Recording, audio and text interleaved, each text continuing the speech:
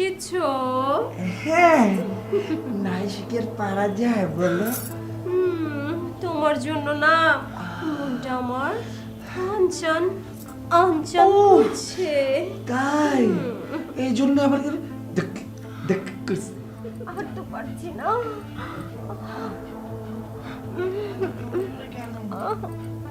এত জোরে জোরে কেন? তাহলে একটু রোমান্স করি। শোনো না, কম না, দাঁড়িয়ে দাঁড়িয়ে না রোমান্স ভালো লাগে না। আমার তো মজা লাগে। না চলো বিছানায় শুই। বিছানায়? সত্যি? আচ্ছা আসো। আই দাঁড়ান।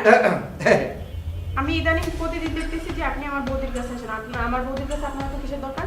ঠিক আছে, হ্যাঁ শোনো, তোমার ভাই থাকে কই? বিদেশে? বিদেশে না? হ্যাঁ। হ্যাঁ, তোমার বৌদির কত কাজ জানো, কত কিছু লাগে। তোমার ভাই আমার ফোন দেওয়া কইছে, ভাই আপনি গিয়া আমার বউটার একটু দেখে দেখে রেখেন, যা কিছু প্রয়োজন আছে প্রয়োজনটা মিটাই দেন। এই জন্যই এই জন্যেই আমি প্রতিদিন আইয়া তোমার বৌদির যেটা দরকার পড়ে ওইটা কেটে দিয়েছি। তাই বলে প্রতিদিন? আর তোমার বৌদির প্রতিদিন লাগে তো আমি কি করবো? শোনো, তোমার যদি লাগে আবার খেতে পারো, কোনো সমস্যা নেই। আগে রয়েছে কে? আমার লাগবো না আপনাকে। আপনাকে যদি পরবর্তীতে আমি আমাদের বাসায় দেখে আমি কিন্তু আমার ভাইয়ের কাছে বিচার দিব। দিও, তোমার ভাইয়ের কাছে বিচার দিও। ভাইয়া বৌদিনটা প্রতিদিনের কাজ শেষ করে দে তো, আমারও কাজ দরকার আছে, কইয়ে একটু। হ্যাঁ দেখেন, আপনাকে আর কিন্তু সুবিধা পার্টি মনে হইতাছে না। আপনার জন্য নেক্সট টাইমে আমি আর আমাদের বাসায় না দেখি। আপনি অক্ষণে বের হয়ে যান। আচ্ছা ঠিক আছে।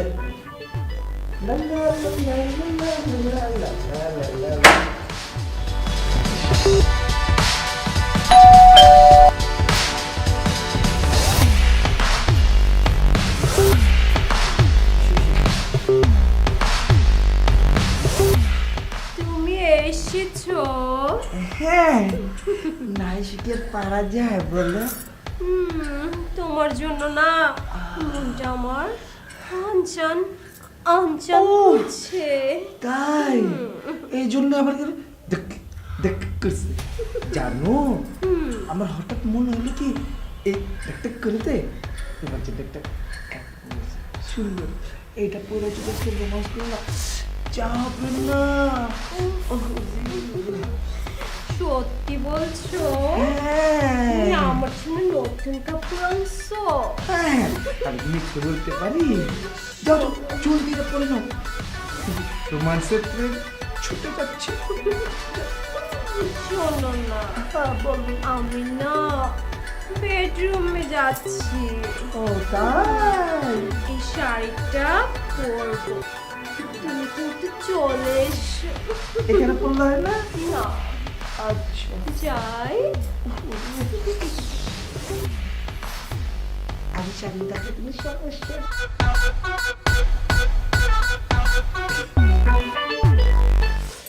কত সুন্দর লাগতেছে রে বাচ্চা না? সত্যি? আসো আসো আসো, তাহলে একটু রোমান্স করি। শোনো না, কম না, দাঁড়িয়ে দাঁড়িয়ে না রোমান্স ভালো লাগে না। আমার তো মজা লাগে। না চলো বিছানায় শুই। বিছানায়? সত্যি? আচ্ছা আসো।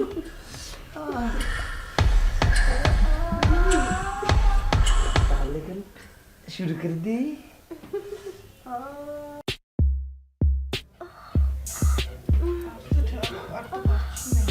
আস্তে, আর তো পারছি না।